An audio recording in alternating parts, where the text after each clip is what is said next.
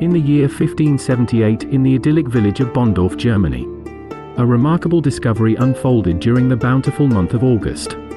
It was a time when the air carried the sweet scent of harvest and the villagers eagerly toiled in their fields, cultivating a newfound crop from the distant shores of the New World, the black bean. These humble legumes had found their way to Bonndorf, captivating the hearts and palates of the villagers with their rich flavors and nourishing properties. Amidst the verdant landscape and hidden among the dense forest foliage, the village thrived, its center marked by a secret basement, a sanctuary for their precious surplus beans, diligently gathered in anticipation of the long winter ahead. Every villager dedicated themselves to this vital task, taking pride in their labor and relishing the fruit of their toil. However, in the tapestry of this harmonious community, there stood an enigmatic figure named Trajan. Unlike his industrious counterparts, Trajan lived a life of leisure, adorned in vibrant and immaculate clothing that seemed to mock the sweat-stained garments of his fellow villagers. He shunned the toils of the fields, often waking late and indulging in excesses during times of feasting.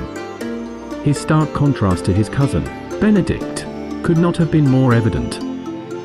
Benedikt, beloved by all, embodied the virtues that adorned the villagers of Bonndorf.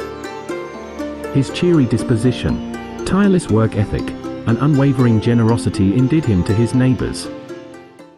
It was on a fateful day, while tending to their fields, that a young girl from the village noticed a distant spectacle, a band of horsemen advancing on the horizon. Alarmed by the sight, she hurriedly sought Benedikt. Aware of the imminent danger lurking, as Benedikt's gaze met the distant figures, recognition struck him like a bolt of lightning, the dreaded cannibalistic nomads of Mongolia. These marauders were known for their insatiable hunger for human flesh, seeking to please their savage deities through grotesque rituals. Realizing the impending threat, Benedikt swiftly warned the villagers, and together they fled back to their settlement.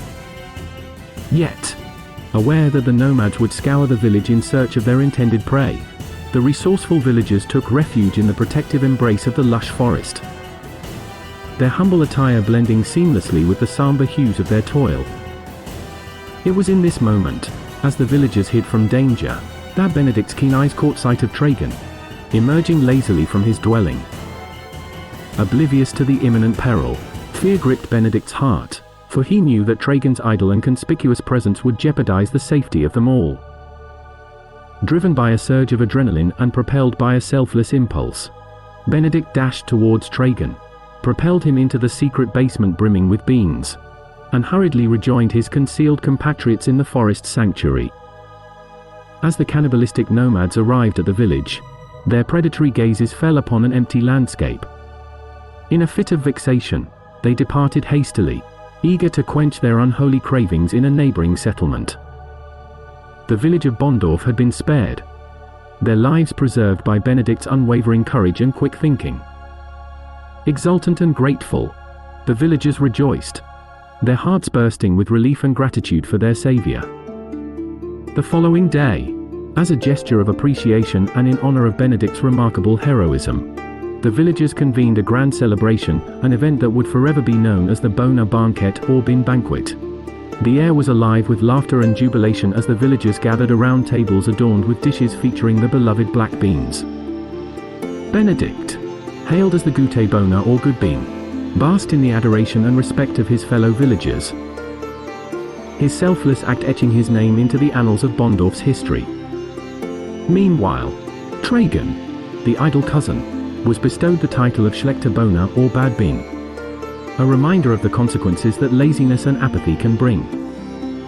And so, an enduring tradition was born, a testament to the bravery of one and the significance of unity in the face of peril, a legacy that would be passed down through generations, ensuring that the tale of Benedikt, the village's hero, and the power of the humble black bean would forever resonate within the hearts of the villagers of Bonndorf. The tradition continues to live on to this day. If you feel so inclined to participate in the festivities of Bohne Bankett, here are some guidelines to follow. Bohne Bankett occurs every August. Every dish must have a bean, jelly bean, or a depiction of a bean on it. All clothes must have bleak, natural colors, dark greens, dark oranges, mustard yellow, gray, black, and off-white are encouraged. Bright colors are discouraged and are not considered festive. The Bohnenmeister, Bean Master, is the host of the party and selects the Gute Bohne and the Schlechte Bohne toward the end of the food and games. The Bohnenmeister is always watching. The Schlechte Bohne, bad bean, is the person in the group that is not exemplifying the spirit of Bohne Bankett. The Bohnenmeister will choose this person and cast them under a table, symbolizing Tragen being in the basement. While under the table, the rest of the group yells obscenities and profanities at this newly established Schlechte Bohne. The Gute Bohne, good bean, is also selected by the Bohnenmeister and personifies the good bean spirit of Benedikt. When this person has been selected, the group must collectively lift this person up on a chair and sing the traditional song as follows. 1, 2, 3, 4.